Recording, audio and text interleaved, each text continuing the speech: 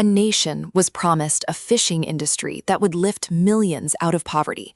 Instead, Credit Suisse bankers pocketed tens of millions in secret bribes, ships rotted unused in ports, and the entire economy of Mozambique collapsed. This is not a story about bad investments. This is a story about sophisticated theft dressed up in suits and spreadsheets. To understand how this happened, we need to go back to 2013. Mozambique, a country on the southeastern coast of Africa, had just discovered massive offshore natural gas reserves. The mood was electric. After decades of civil war and grinding poverty, this felt like the country's moment. Foreign investors were circling. The government was optimistic. And into that optimism walked a group of bankers with a proposition that sounded, on its surface, almost too good to be true. Here is the pitch. Mozambique would borrow money to build a world-class tuna fishing fleet and a maritime security force. The ocean off their coast was rich with fish.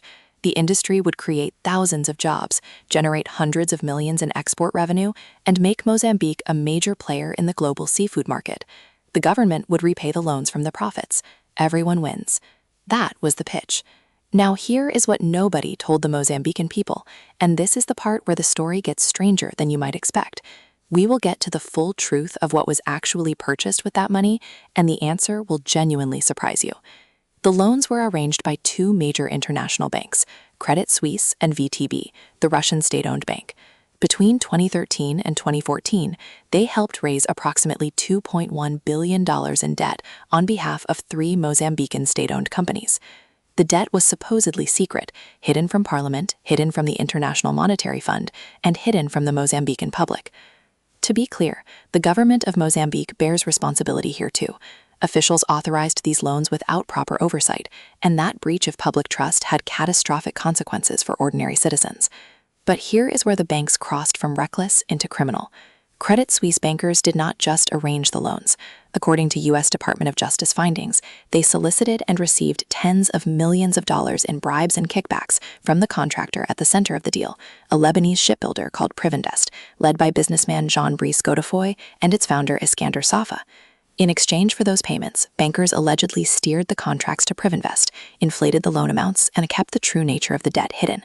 Let that sink in for a moment.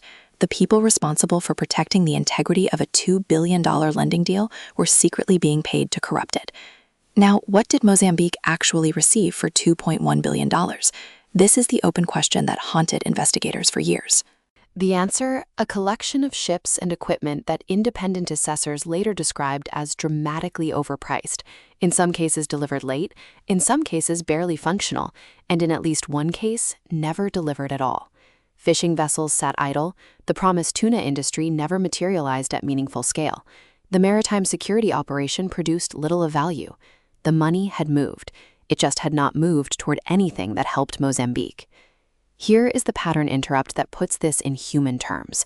Mozambique in 2013 had a GDP of roughly $15 billion. The hidden debt that was racked up in secret amounted to more than 10% of the entire economy.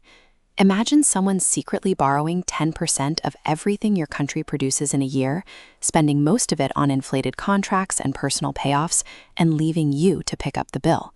That is what happened. When the loans were eventually disclosed in 2016, the consequences were immediate and devastating. The International Monetary Fund and Western donor nations suspended aid to Mozambique. The Mozambican currency, the metical, collapsed. Inflation surged. Public services that depended on foreign aid were gutted. The country entered a debt crisis it is still navigating today. Millions of people who had nothing to do with the scheme, who never voted on it, who were never told it existed, paid the price in higher food costs, reduced healthcare, and shattered economic prospects.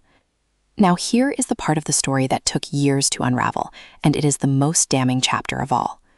U.S. prosecutors began investigating because some of the transactions passed through American banks, which gave the Department of Justice jurisdiction. What they found, documented in court filings and guilty pleas, was a coordinated scheme involving multiple actors. 3 former Credit Suisse bankers, Andrew Pearse, Surgeon Singh, and Dedalina Subeva, pleaded guilty to wire fraud conspiracy charges in the United States. They admitted to soliciting and receiving millions in bribes. Andrew Pearse alone admitted to receiving approximately $45 million. Not a rounding error, not a gray area. $45 million in personal payments on a deal that was destroying a country. Credit Suisse itself, as an institution, reached a settlement with US and UK regulators in 2021.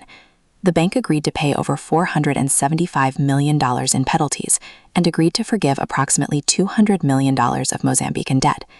It admitted that its employees had engaged in conduct that violated the Foreign Corrupt Practices Act.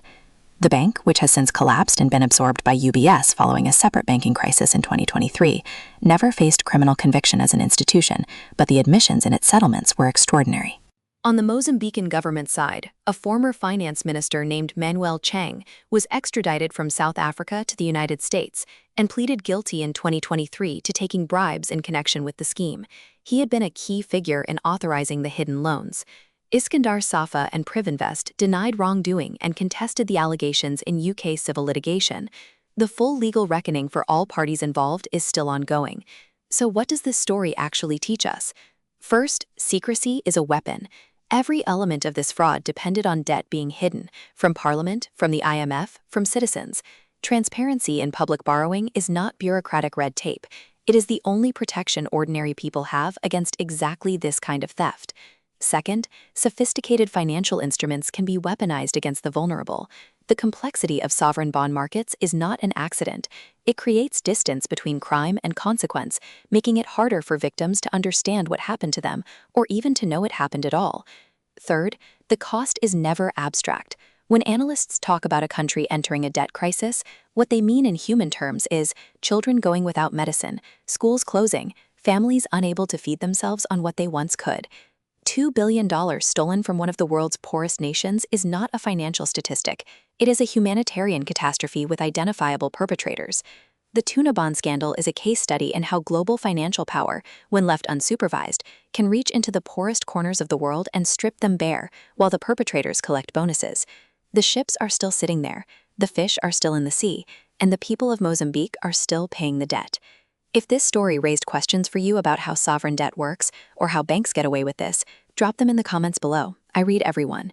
And if you think this kind of investigative storytelling matters, subscribe. Every week we go inside another financial crime that the news cycle forgot too quickly.